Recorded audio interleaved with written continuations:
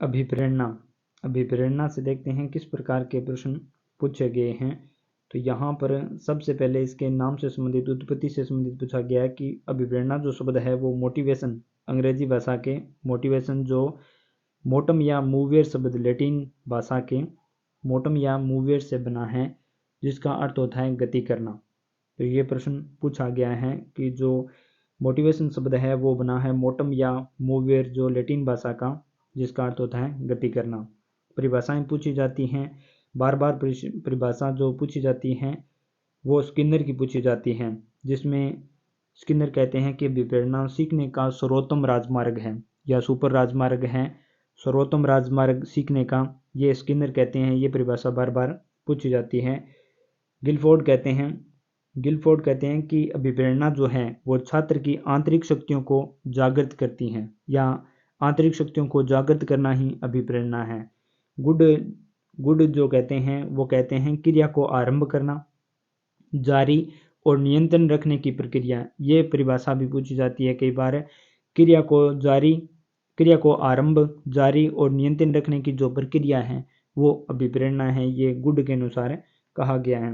Gets व अन्य के अनुसार अभिप्रेरणा को शारीरिक और मनोवैज्ञानिक दशाएं जो प्राणी को निश्चित विधियों के अनुसार कार्य करने के लिए उत्तेजित करती हैं, यानी कार्य करने के लिए उत्तेजित करती हैं। शारीरिक व मनोवैज्ञानिक दशाएं जो प्राणी को निश्चित विधियों के अनुसार कार्य करने के लिए उत्तेजित करती हैं, ये गेट्स के अनुसार कहा है अभिप्रेरणा के लिए। मेल्टन कहते हैं कि अभिप्रेरणा सीखने की एक आवश्यक शर्त है। तो मेल्टन जो हैं वो कहते हैं कि सीखने की एक आवश्यक शर्त है अभिप्रेरणा। तो स्किनर ने सीखने का सर्वोत्तम राजमार्ग कहा।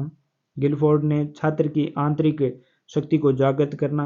गुड ने कहा क्रिया को आरंभ, जारी और नियंत्रण रखने की प्रक्रिया। गेट्स ने शारीरिक व मनोवैज्ञानिक दशाएं जो प्राणी को निश्चित विधियों के अनुसार कार्य करने के लिए उत्तेजित करती हैं। मेल्टन कहते हैं सीखने की एक आवश्यक शर्त है अभिप्रेरणा। अभिप्रेरणा के जो सोपान हैं या जो घटक हैं, अब जो मूल संप्रत्यय की बात करें या इसको स्रोत भी कहते हैं, अभिप्रेरणा के चरण भी कहा जाता है, अभिप्रेरणा के घटक भी कह सकते हैं, अभिप्रेरणा का चक्र या अभिप्रेरणा के पक्ष, क्रम या तत्व, ये किसी भी नाम से हो अभिप्रेरणा से संबंधित पूछे जाते हैं। इसमें आवश्यकता जो है, आवश्यकता होती है अभिप्रेरणा के बाद। यहाँ आवश्यकता में अंतर्नोद, जिसे चालक भी कहा जाता है, प्रनोद और प्रोत्साहन उद्दीपक होता है या लक्ष्य प्राप्ति जो होता है, और इन सभी को मिलाकर होता है प्रेरक, जो क्रिया करने के लिए उत्तेजित करता है, प्रेरक कहलाता है। इसको इस प्रकार समझ सकते हैं कि शरीर में भोजन की कमी होती है तो वो शरीर में भोजन की आवश्यकता है, और जब भूख नामक एक चालक उत्पन्न होता है और जब भोजन की प्राप्ति होती है तो उद्दीपक मिलता है, भोजन जब मिलता है तो उद्दीपक मिलता है या फिर प्रोत्साहन मिलता है, और इन सभी को मिलाकर संतुष्टि जो प्राप्त होती है वो प्रेरक होता है। तो यहाँ पर आवश्यकता, अंतर्नोद, प्रोत्साहन, इन सभी को मिलाकर बनता है प्रेरक। तो यहाँ पर आवश्यकता, अंतर्नोद और ये जो है प्रोत्साहन, ये तीनों बार बार पूछे जाते हैं कि अभिप्रेरणा के जो घटक हैं या चरण हैं या जो तत्व हैं, स्रोत हैं, ये आवश्यकता, अंतर्नोद और प्रोत्साहन होते हैं। इन तीनों को मिलाकर प्रेरक कहा जाता है। प्रेरकों का वर्गीकरण, इनसे प्रश्न पूछा जाता है। प्रेरकों के वर्गीकरण से मैस्लो ने 2 प्रकार बताए थे, मसला जन्मजात और अर्जित का। यहाँ तो मैस्लो ने जन्मजात और अर्जित बताए थे। जन्मजात जो प्रेरक होते हैं वो भूख, प्यास, निंद्रा, कामेच्छा, विश्राम और अभियोग्यता, ये पूछा गया है। तो यहाँ पर जन्मजात जो हैं भूख, प्यास, निंद्रा, कामेच्छा, विश्राम और अभियोग्यता। अर्जित जो प्रेरक होते हैं उनमें आदत, रुचि, सामुदायिकता, सुरक्षा, ये अर्जित प्रेरक होते हैं। ये मैस्लो के अनुसार जन्मजात और अर्जित प्रेरक बताए हैं मैस्लो ने।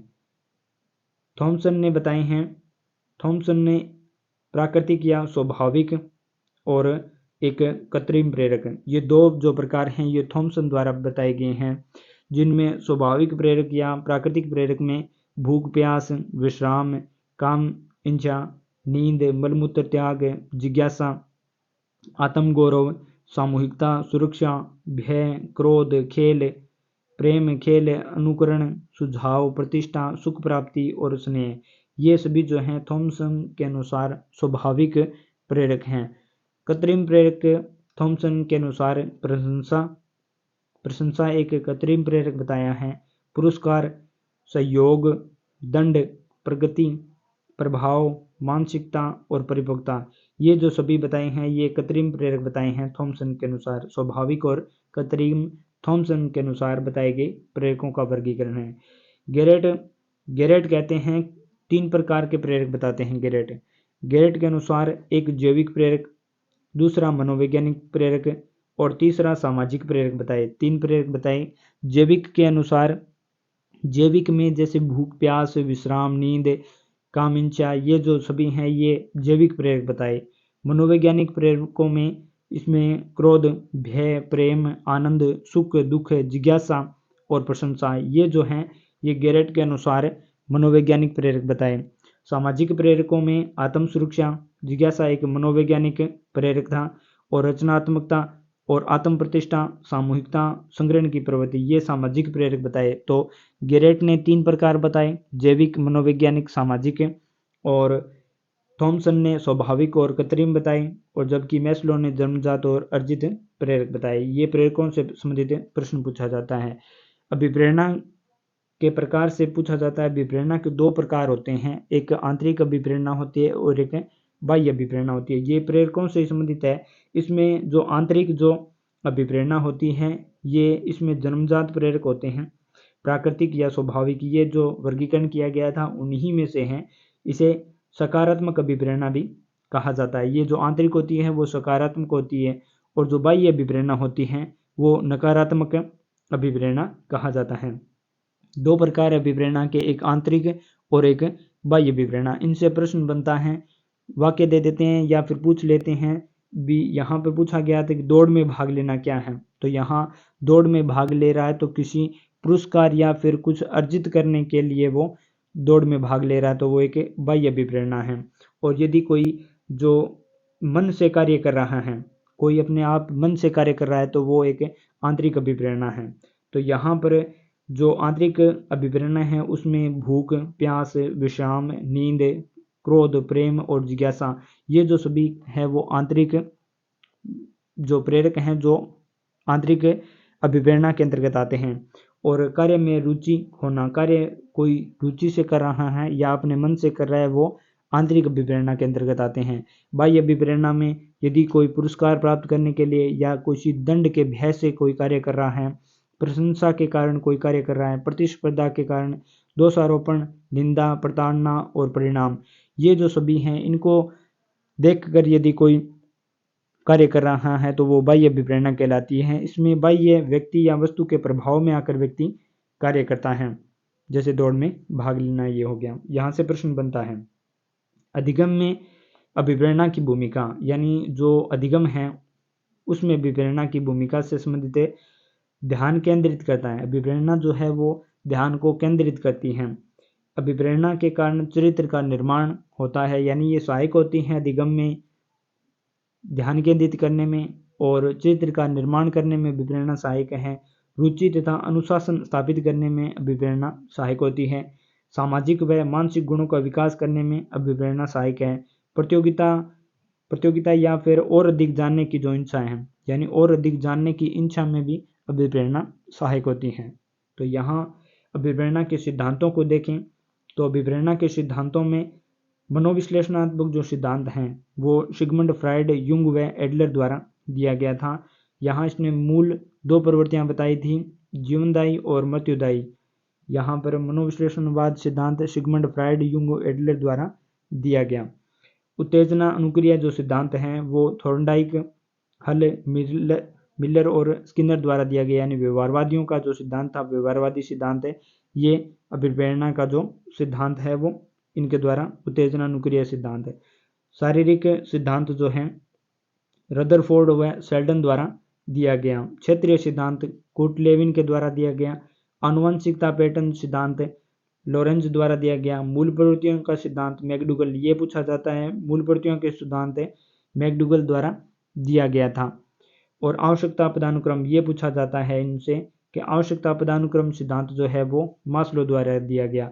ये मास्लो के जो 5 आवश्यकताएं बताई थी, इस सिद्धांत के अंतर्गत 5 आवश्यकताएं बताई थी, 5 आवश्यकताओं को पूछ लिया जाता है भी कौन सी आवश्यकता इसमें मास्लो द्वारा बताई गई नहीं है। तो यहाँ पर जो आवश्यकताएं हैं वो 5 आवश्यकताएं बताई थी। आत्मसिद्ध या आत्म वास्तविकता, यानी जो व्यक्ति बनना चाहता है वो बनना चाहिए। जो आत्म सिद्धि या आत्म वास्तविकता की जो आवश्यकता बताई थी ये सबसे उच्च बताई थी।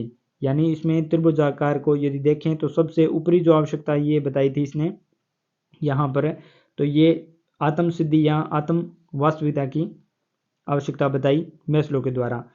और बौद्धिक आवश्यकता में आत्म सिद्धि या आत्म वास्तविकरण और सामाजिक आवश्यकताओं की बात करें तो सम्मान की आवश्यकता और प्रेम व स्नेह की आवश्यकता। व्यक्तिगत आवश्यकताओं में सुरक्षा की आवश्यकता, यानी जैसे जीवन बीमा, शेयर, निवेश किया हुआ, ये सुरक्षा की आवश्यकता। और दैहिक आवश्यकताओं में भूख, प्यास, काम, इच्छा, जो भी जो है वो दैहिक आवश्यकता होगी। तो ये आवश्यकताएं थी मैस्लो के द्वारा बताई गई। आत्म सिद्धि की आवश्यकता, सम्मान की आवश्यकता, प्रेम व स्नेह की आवश्यकता, सुरक्षा की आवश्यकता और दैहिक आवश्यकता, इनसे प्रश्न पूछा जाता है। उपलब्धि अभिप्रेरणा का जो सिद्धांत दिया था ये बार बार पूछा जाता है। ये मैक्लेलैंड के द्वारा दिया गया था, डेविड सी मैक्लेलैंड के द्वारा उपलब्धि अभिप्रेरणा का सिद्धांत दिया गया था। तो अभिप्रेरणा से कुछ इस प्रकार के प्रश्न पूछे जाते हैं।